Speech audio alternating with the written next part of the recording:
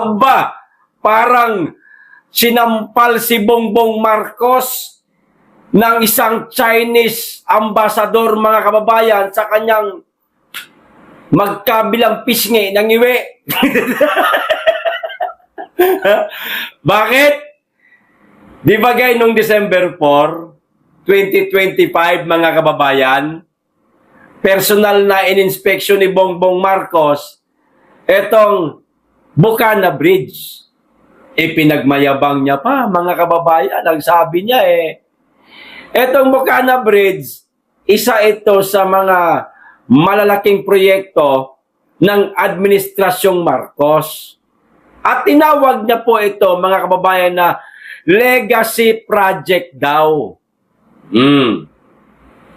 Ngayon, maliban po doon sa pang-aangkin ni Bongbong Marcos sa Bukana Bridge, patunay, mga kababayan, na hindi niya po ito proyekto, kundi sa China.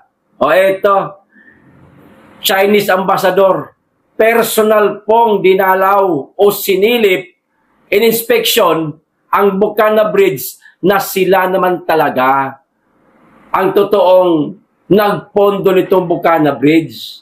Walang kinalaman dito si Bongbong Marcos. Pagyayabang niya lang yan. Kasi nga, wala siyang nagawang proyekto. Tamad kasi. Bobo. Walang alam, kundi mamulitika imbis na gumawa ng mga infrastruktura. O eto ho ang balita, mga kababayan. Grabe, parang sinampal si Marcos nito sa kanyang magkabilang pisnging ngiwi, mga kababayan. O eto, basahin ko na. Bukana Bridge na inangkin, biglang legacy project ni Marcos Jr. Kamakailan binisita ng Chinese ambassador, mga kababayan. Davao City, ang Bukana Bridge na idineklara ni Pangulong Ferdinand Marcos Jr. bilang isa umano sa mga legacy project ng kanyang administrasyon ay muling napansin matapos itong bisitahin ng Chinese ambassador ng Pilipinas na si Jing Quan nitong Martes ng hapon, Enero 27, 2026. Di ba? Binisita po, mga kababayan, ni Chinese ambassador. Maliwanag po, mga kababayan, na kanila ho ito. Kaya ang laking kahihiyan po nito sa Marcos administration at sa lahat ng mga loyalistang naniwala naman sa bangag nilang presidente. Kaya ako sa inyo, share nyo tong video na ito para malaman ng mga loyalista, ng mga bangag vlogger na sinungaling yung presidente natin. Credit grabber. Mayabang pero walang nagawa. Bangag kasi. Ang 3.1 bilyong tulay ay pinunduhan ng gobyerno ng China sa ilalim ng China Official Development Assistance o ODA noong panahon ng Administrasyong Duterte at bahagi ng Davao City Coastal Road na may habang 17.8 kilometro. Yan ha. Legacy project ni Marcos Jr. Ayan. Nagtatanong lang po ha. Hindi po sinasabi nitong balita na kay Marcos Jr. yan. Ayan. 3 question mark magkakasunod. Nagtatanong lang. Baka mamaya kasi mali ang pagkakaintindi na naman ng mga loyalista. Kay Marcos naman pala Oy, may question mark. Baka hindi kayo marunong tumingin ng question mark. Nagtatanong ito. Noong Disyembre 4, 2025, personal na inspection ni Pangulong Marcos Jr. ang Bukana Bridge at hayagan itong itinuring bilang bahagi ng mga proyektong tatapusin at iiwan ng kanyang administrasyon bilang pamana sa Davao at mga karatig lugar. Ganyan niya po ipinagmayabang ang Bocana Bridge sa mga taga Davao at sa buong Pilipinas, mga kababayan. Ipinagmayabang ni Bongbong Marcos. Diyos ko naman, Mr. President, hindi niyo po ba naiisip na lilitaw at lilitaw po ang katotohanan? Kayo rin po ang mapapahiya, Mr. President. O tulad niyan, nalaman kaagad ng ating mga kababayan, Google, research, hindi pa man din pumupunta itong Chinese ambassador sa Bocana Bridge, nalaman na ng ating mga kababayang mananaliksik na itong Bocana Bridge ay hindi naman pala sa iyo, Mr. President. Inuulit ko lang para klaro tayo.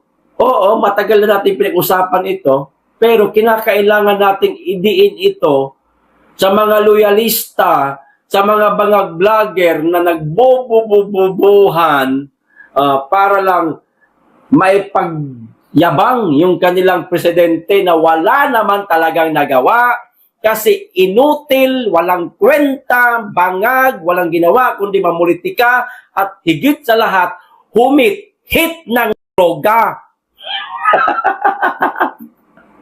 Di ba, mga kababayan? O ito pa, ito ay isa sa 4 na malalaking proyekto. Ang mga tinatawag naming legacy projects na tatapusin namin sa Davao at sa karatig lugar nito. Yan po ang sinabi ni Bongbong Marcos sa kanyang interview doon sa Bocana Bridge habang nakatungtong siya sa tulay. Buti hindi na putol yung tulay. Di ba?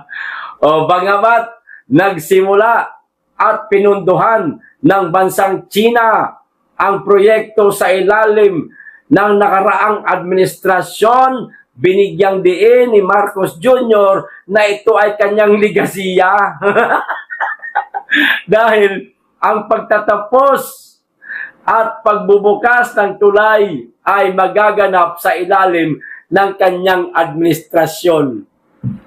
Bugo ka, Marcos! Bugo! Matatapos lang sa administrasyon mo ang Bocana Bridge. Natural. Ipinasa ni Duterte sa iyo ang pagka-presidente dahil meron siyang delikadesa, bumaba siya, hindi katulad mo, baka hindi ka bababa. Natural, matatapos sa administrasyon mo. Pero hindi ibig sabihin nung sa administrasyon mo matatapos, itong Bocana Bridge, sa administrasyon mo ito, nagsimula at ginawa. Huwag kang bobo, Marcos, tanga. Huwag kang credit grabber, mahiya ka naman. Nipis-nipisan mo naman yung makapal mong muka. Grabe, sobrang nakakapal ng muka mo. Kahit ikaw, Marcos, alam mo na hindi sa'yo to Inaangkin mo lang. Pero kinakailangan mo pa talagang sabihin sa tao. Ito, parte ito ng malaking proyekto ng Administrasyong Marcos. Ang tawag dito, legacy project na booking. Pinuntahan pa ng China. China? Ng Chinese ambassador. O di, para kang sinampal. Sa magkabilang pisnging bangag, giwe. Yan kasi, puro kayabang, inuuna mo yabang mo, hindi ka nag-iisip. Alam nyo, mga kababayan, sa palagay ko lang wala na sa matinong pag-iisip yung presidente natin na yan. Hindi po gawain ng isang matinong tao yung mang-angkin ng proyekto na alam mo namang hindi ikaw ang nagpagawa, hindi sa administrasyon mo trinabaho. Yung ganyang klaseng tao, yun ang aangkin, yung sobrang kapal na po ng mukha katulad ni Marcos, mga kababayan, may something na po sa utak yan. Hindi na po kayabangan yan. Hindi na po isang simpleng pang-aangkin lamang ng proyekto ng may proyekto, kundi problema na ho yan sa pag-iisip, mga kababayan. Kaya pala, nagkakaganito na po yung ating bansa kasi hindi na po kayang pamunuan ng ating presidente.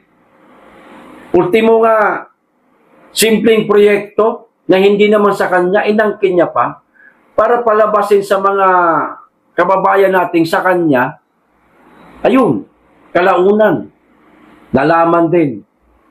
Oh.